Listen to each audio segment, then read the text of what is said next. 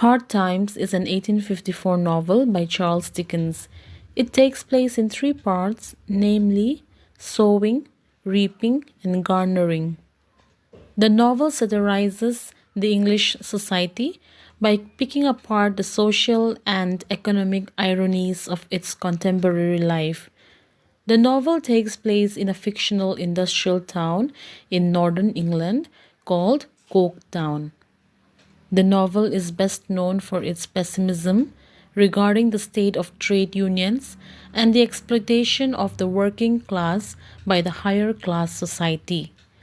Hard Times tells of a story of a group of people in a small industrial town called Coketown and how the choices they made led to the outcomes they experienced. A father who thought he was exactly right realized he was wrong, and a young girl who never learned to love is taught how to love. Thomas Gradgrind is a wealthy retired merchant in the industrial city of Coketown in England. He devotes his life to a philosophy of rationalism, self interest, and facts. He raises his children Louisa and Tom according to this philosophy, and he never allows them to engage in any fanciful or imaginative pursuits. Mr. Thomas Gradgrind founded a school at Coketown, and he takes in one of the students named Cecilia Jupe, who was left behind by her father, who works at a circus. As the great-grandchildren grew older, Tom becomes a dissipated, self-interested young man, and Louisa struggles with deep inner confusion, feeling as though she is missing something important in her life. Eventually, Louisa married Gradgrind's friend named Josiah Bounderby. Josiah Bounderby was a wealthy factory owner and a banker who was more than twice her age. Louisa did not agree to marry him at first, but due to respect she had for her father, she had to accept the marriage. Bounderby continually trumpets or praises himself for being a self made man. Okay, he claims to have been abandoned in a gutter by his mother as an infant. Tom works at Mr. Bounderby's bank, and Sissy or Cecilia remains at the Gradgrind's home to care for the younger children. Remember Sissy? She was left behind by her father, who works at the circus. Since her father never came back to look for her, Mr. Gradgrind took her in as a housemaid. So she works for Mr. Gradgrind's family. In the meantime, an impoverished hand. Now, this is a term Dickens used for the lowest laborers in Coketown's factories. Okay, there was this laborer named Stephen Blackpool who works at Mr. Bounderby's factory. He had fallen in love with this young woman named Rachel, who also works at the factory. But he is unable to marry her because he is already married to a horrible drunkard woman who disappears for months and even years at times. He went to Mr. Bounderby and asked him if he can get a divorce so that he can marry his lover. But Mr. Bounderby told him that he cannot get a divorce because only the wealthy, okay, only the rich people can obtain them. Outside Bounderby's home, he meets Mrs. Pegler, a strange woman who seemed to be really interested in Mr. Bounderby. At the end, we will come to know who this woman is. James Harthouse, a wealthy young sophisticated from London, arrives in Coketown one day. Now, this particular man had come to Coketown in order to learn politics under Mr. Gradgrind, who is now a member of parliament. He immediately takes interest in Louisa and decides to try to seduce her. Okay, so this young man who had come from London was immediately interested in Louisa, the wife of Mr. Bounderby. So many times he tried to seduce her. With the help of Mrs. Sparsit, a former aristocrat who has fallen on hard times and now works for Mr. Bounderby, he tries to corrupt Louisa. Okay, remember in the introduction of the characters, we know who Mrs. Sparsit is.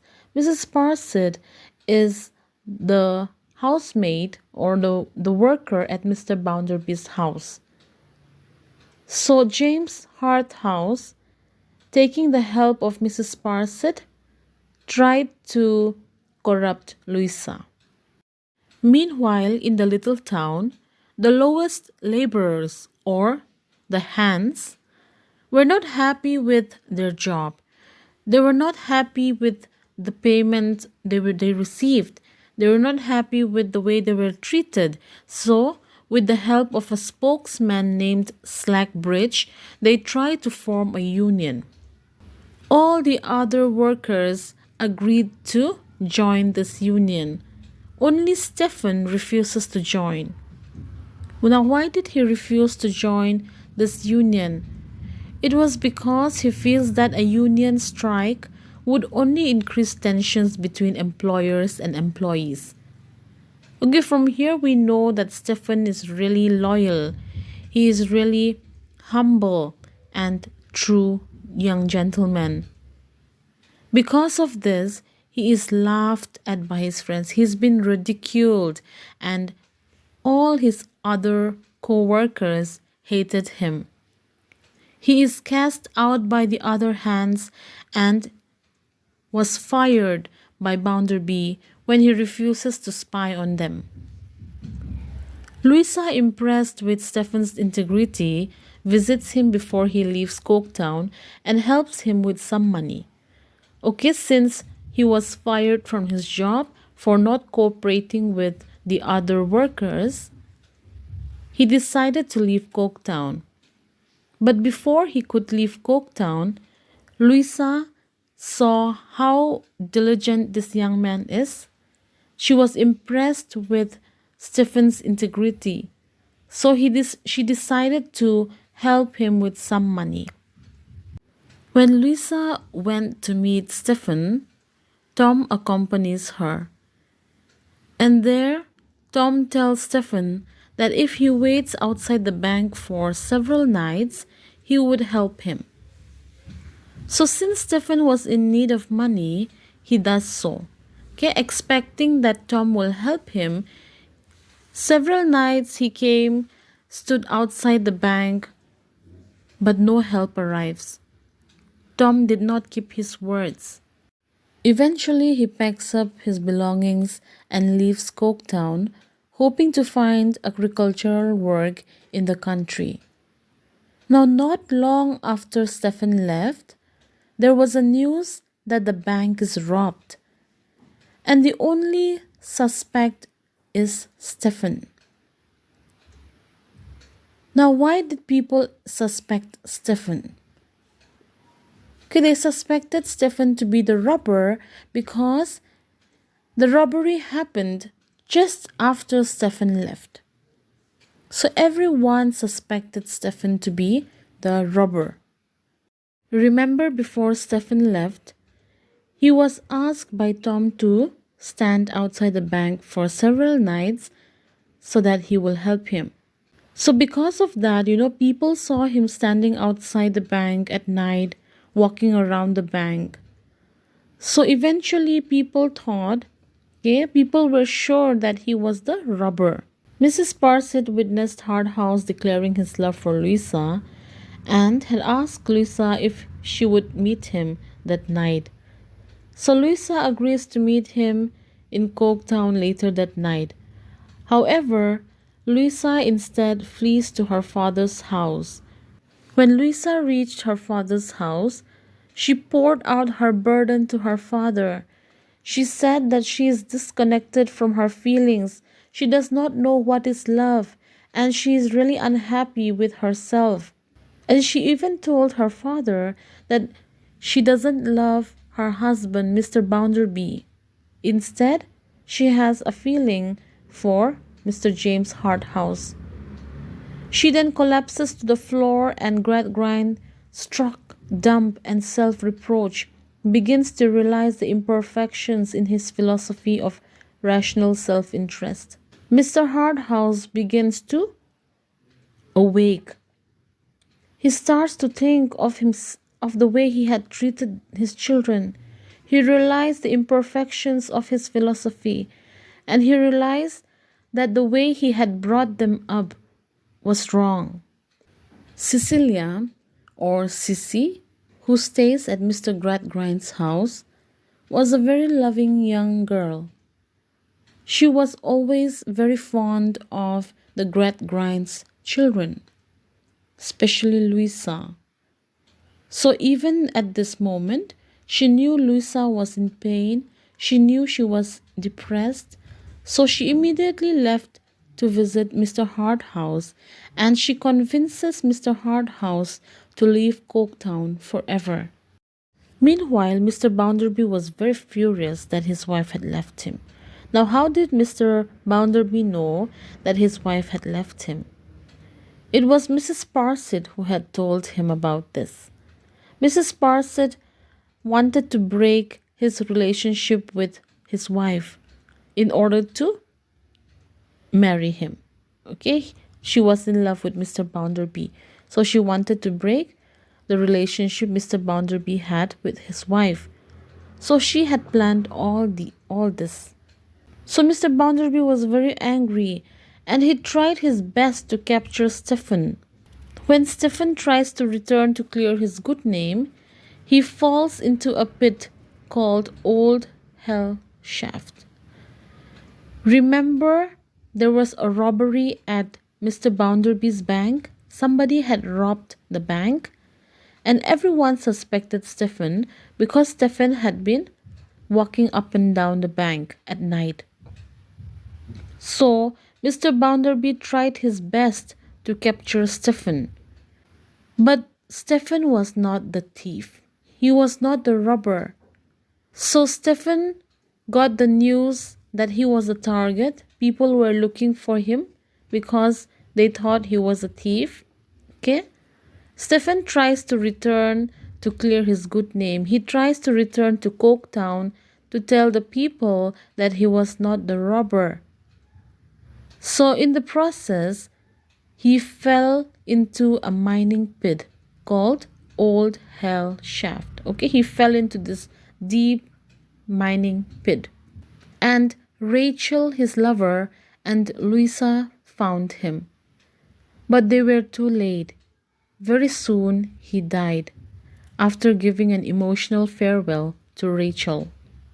Mr. Gradgrind and Louisa realized that Tom is responsible for robbing the bank, and they arranged to sneak him out of England with the help of the circus performers with whom Sissy spent her early childhood. Remember, Sissy's father works for a circus who performs around the town. So, with the help of the circus performers, they tried to take Tom out of England in order to hide him because he was the robber. They are nearly successful in taking Tom out of England, but unexpectedly on the way, they are stopped by a young man named Bitzer. Bitzer was once upon a time a student at Gradgrind's school.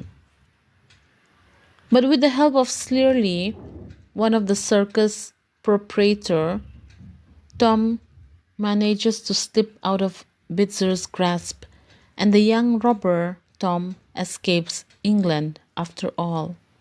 Mr. Bounderby still did not know who the robber was, so Mrs. Sparsit was very anxious to help him find the robber.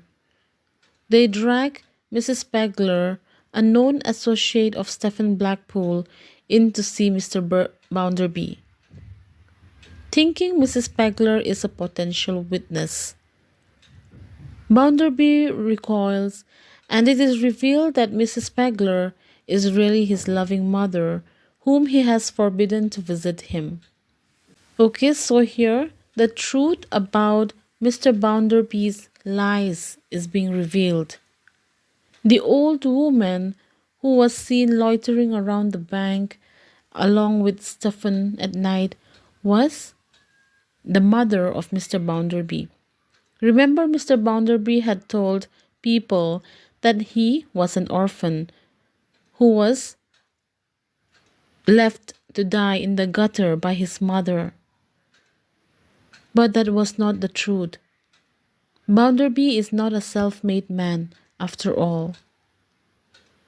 He had a mother who loved him, but it was he who ignored her. Angrily, Bounderby fires Mrs. Sparsit and sends her away to her hostile relatives.